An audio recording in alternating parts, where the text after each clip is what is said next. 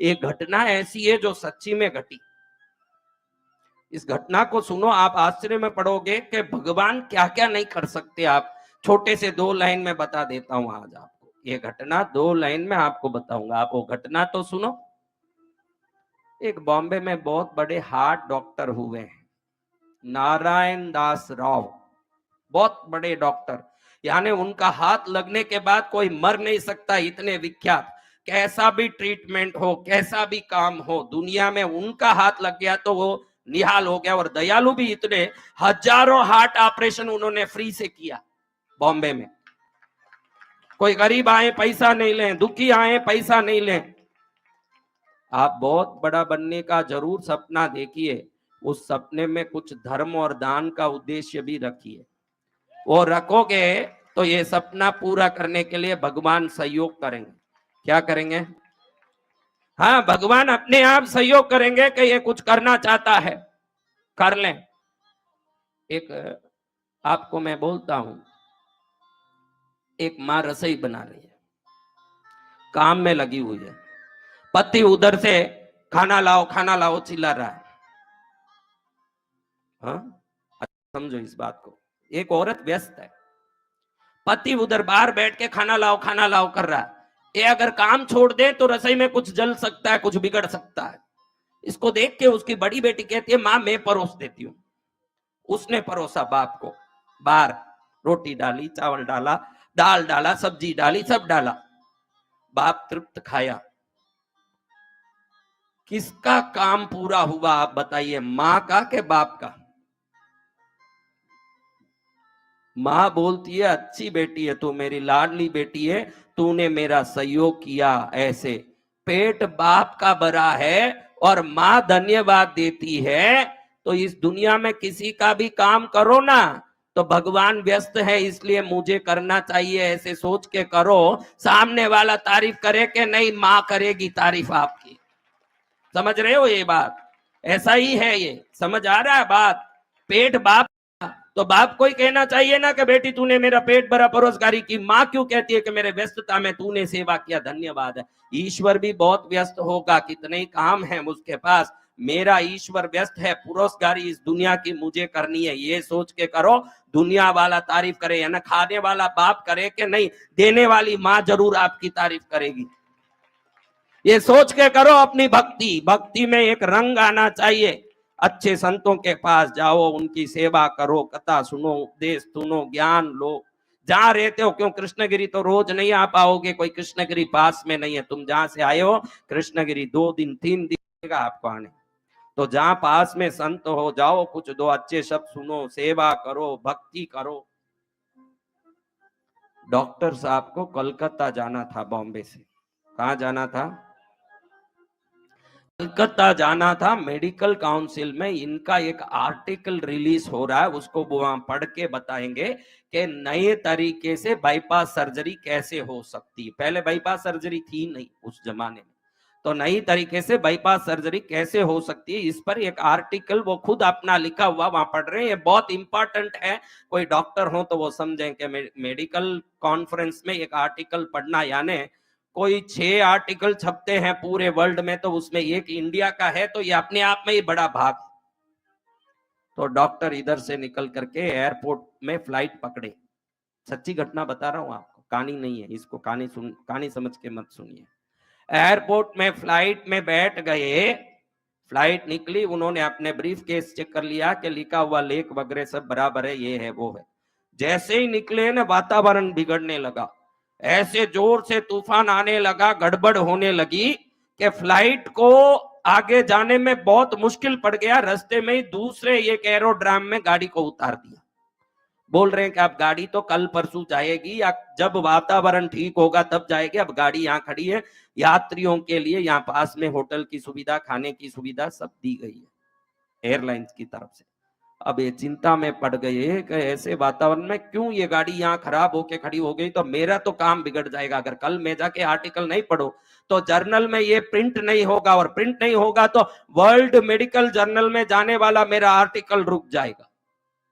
कलाकार को उससे मिलने वाले पैसे से भी हुनर वालों को उससे मिलने वाले पैसे से भी उससे मिलने वाला जो नाम है उसका जरूर एक मन में चिंता होता है। ये सोचता है कि अब क्या करूं, तुरंत सोचा कैसे भी अगर यहां से निकलता हूं तो 18 घंटा तो कोलकाता जाने में लगेगा, फिर भी धक्का मार के जाऊं, एंड टाइम में भी पहुंच जाऊं। एक टैक्सी लिया कि टैक्सी वाले को कलकत्ता चलो। अब अचानक कोई टैक्सी वाला कैसे जमे, कैसे ही जमाया, बेटा है बस चल जल्दी चल, बीच में रुकना नहीं, चाय पीना नहीं, रुकना नहीं, खाना खाना नहीं, रातों रात पूरा गाड़ी चलाना। अब इतना वातावरण बिगड़ा हुआ है, गाड़ी लेके वो जा रहा है, एक 4 घंटा गया होगा, बाद में देखो तो वह रास्ते से छूट करके कहीं दूसरी जगह घुस गया। कहा घुस गया? अब वहां अंदर जा रहा है, इसको पहले तो लगा ये तो कोई कलकत्ता का रास्ता कोई ऐसे गली में आता है, वो तो बहुत बड़ा हाईवे होगा, ऐसे कैसे होगा।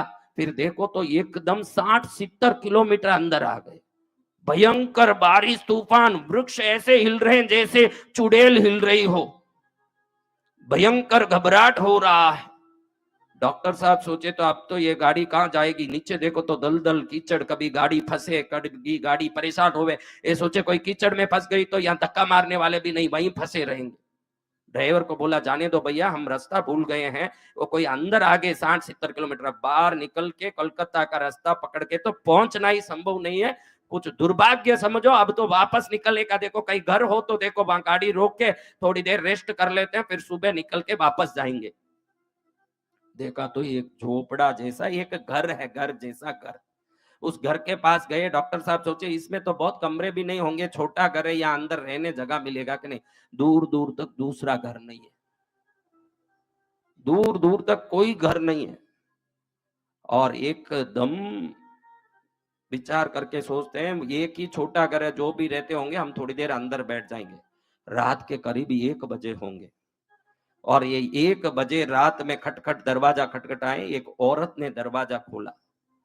ये अंदर आए, वो बोले कि बरसात में फंस गए माता जी, हम थोड़ी देर अंदर बैठ सकते हैं क्या? घर छोटा है साहब, इधर आप देख लीजिए, फटी चटाई है, आप बैठ सकते तो बैठे।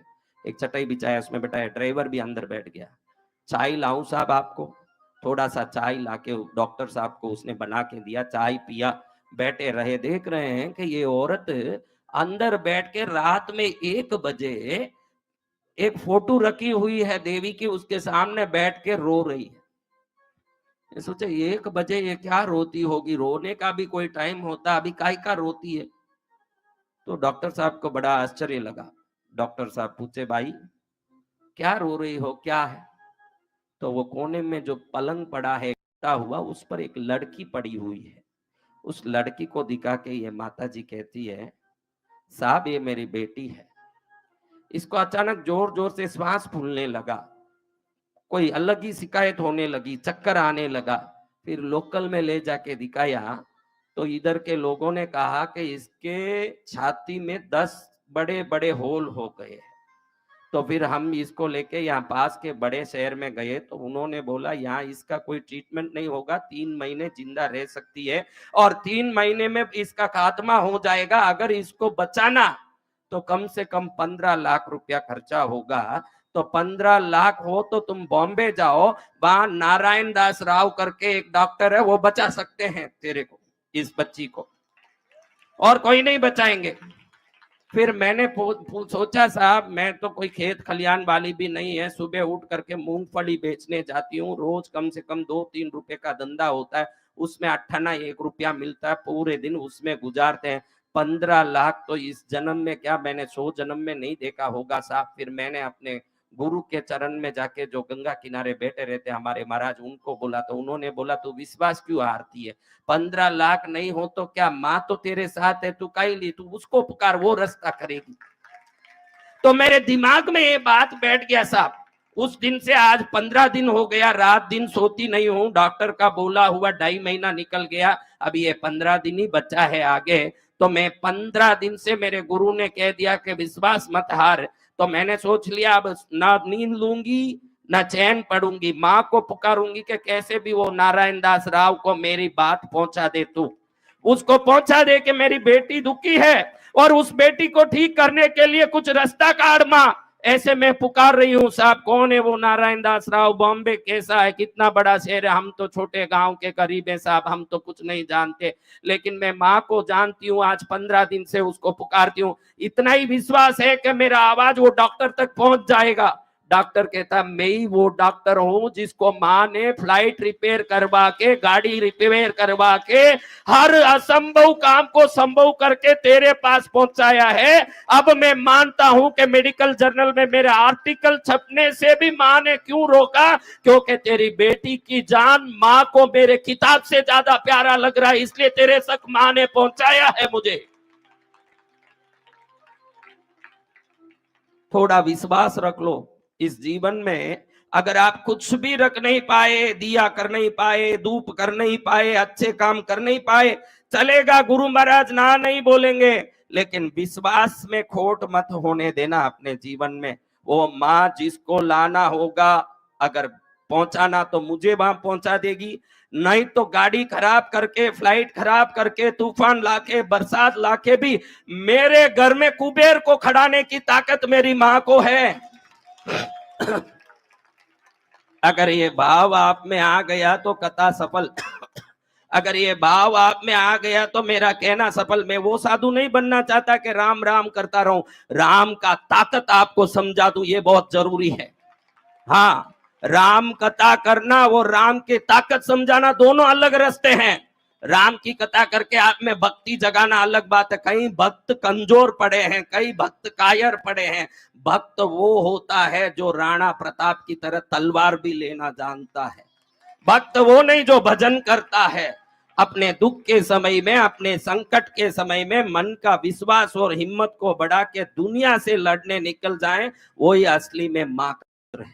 बाकी सब मूर्ख जो बैठ करके रोए दुनिया में कि मेरे को ये तकलीफ है न, मेरे को ये दुख है न। मैं बहुत, कोई भी देखो, मैं सबसे ज्यादा कब हंसता हूँ, आज आपको बताऊं, कोई आके मेरे पास कहे कि मैं सबसे दुखी हूं, उस समय मैं सबसे ज्यादा हंसता हूं। मुझे वो इतना मजाक लगता है, क्योंकि इस जन्म में नहीं, अनंत जन्म में कितने पत्नी, कितने बच्चे, कितने बाप, कितने माँ, कितना दुख, कितना सुख, इसके सिवा और कुछ देखा ही नहीं। अगर पर्दा उठाओगे तो देखोगे कि करोड़ों माँ न, करोड़ों बाप न, करोड़ों दुख न, करोड़ों सुख, इन सबको एक पानी का बुलबुले की तरह समझोगे तो हमारी आत्मा भक्ति में अपने आप ही मजबूत हो जाए, फिर कोई कमी नहीं आए।